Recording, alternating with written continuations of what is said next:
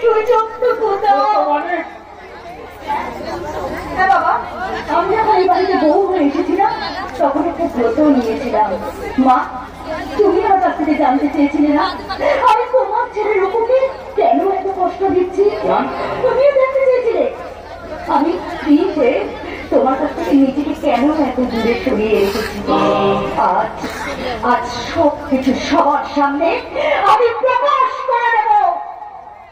এই সব কিছুর জন্য দায়ী ডক্টর দীপঙ্কর। তুমি আমার থেকে আঙুল তুলে কথা বলো না। তোমার প্রতি কোনো অবিচার করিনি।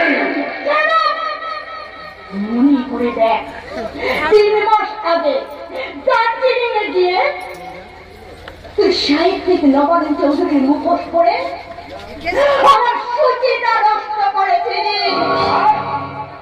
আমাকে ধর্ষণ করেছিলি, আর তার ফসল আমার গর্ভে তোর সন্তান। আমি হতে বলি নারী লোভী, তাই বলে আমি নিজের ভাইয়ের বউকে তুমি তুমি আমাকে ব্ল্যাকমেল করছো। আমি এর আগে আমি তোমাকে ছেড়ে দেই।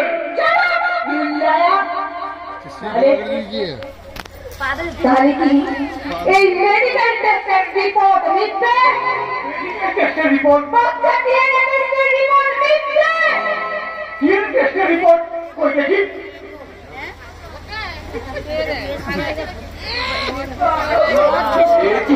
বাচ্চা ডিএনএ টেস্টের রিপোর্টের সঙ্গে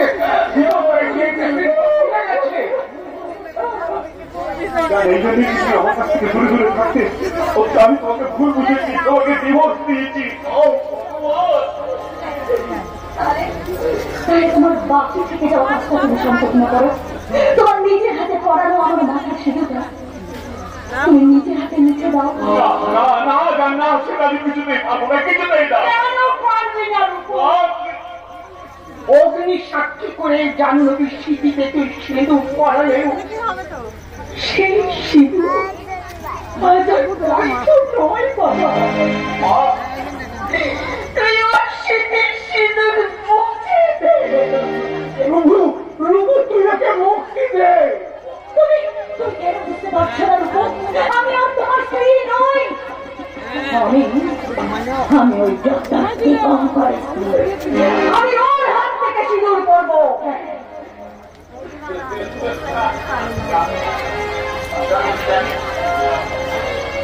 তুই জানি তুই আমার কাছে আগের মতোই পবিত্র আছিস। তবু সামাজিক অনুশাসন মেনে তোমার স্মৃতি থেকে মুছে দিলাম আমার সোহাগ স্মৃতি। কি শান্তি! এতদিন আমার জীবন অন্ধে ভরা